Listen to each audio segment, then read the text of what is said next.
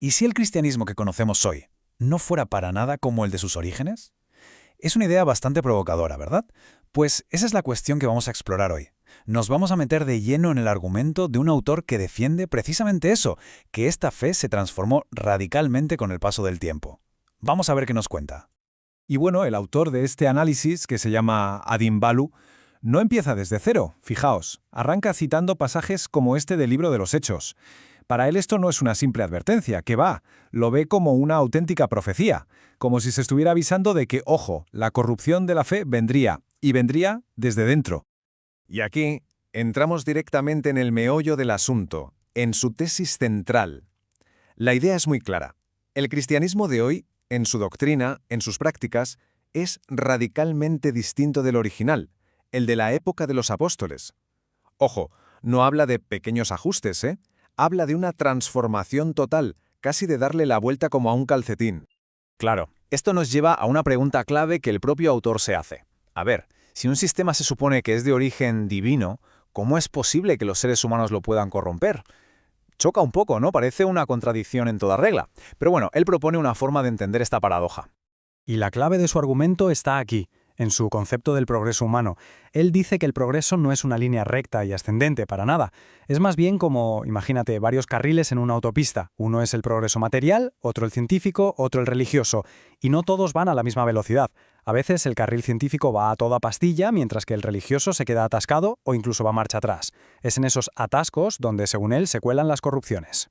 Vale, para entender bien la transformación tenemos que irnos al punto de partida. ¿Cómo era ese cristianismo original, según esta visión? Pues, en resumen, era todo lo contrario a una religión de poder y prestigio. Nada que ver. Y aquí los detalles son reveladores.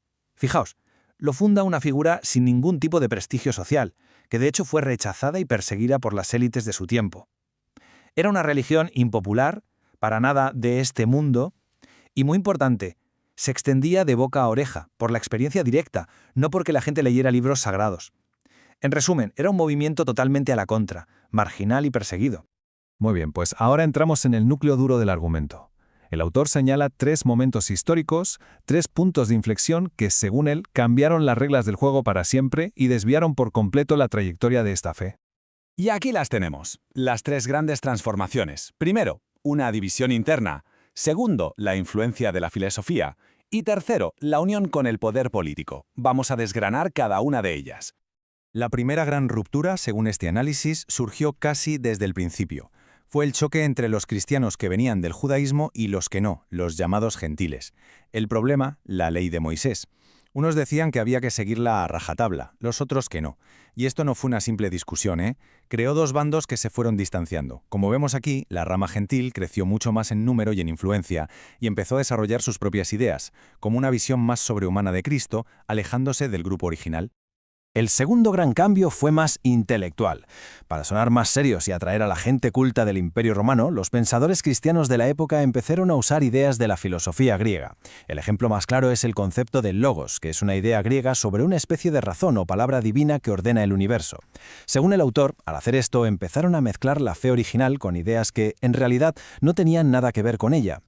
Esta cronología lo resume todo perfectamente. Fijaos cómo una cosa lleva a la otra. Primero mueren los apóstoles, la primera generación, y la fe empieza a depender de escritos y de lo que la gente recuerda. Justo ahí, en los siglos segundo y tercero, la división entre los 2 bandos se hace más grande y se mete de lleno la filosofía griega. Todo esto, claro, va preparando el terreno para el golpe final. Y aquí está, la tercera y, para el autor, la transformación más bestia de todas. El momento en que una fe de perseguidos pasa a ser la fe de los que mandan. La unión entre la Iglesia y el Estado. El momento clave es, por supuesto, la conversión del emperador Constantino. Cuando el cristianismo se convierte en la religión oficial del Imperio Romano, para este autor eso fue como abrir la caja de Pandora. De repente, la Iglesia se vio con poder político, con dinero, con ambiciones mundanas. Y según él, a partir de ahí, la corrupción ya no fue algo puntual, sino algo masivo, sistémico. ¿Vale? Después de ver toda esta cadena de acontecimientos, ¿cuál es el resultado final? Porque el autor no se queda solo en el análisis histórico, ¿eh? Termina con una conclusión muy potente y una especie de llamada a la acción. Pues la conclusión es brutal.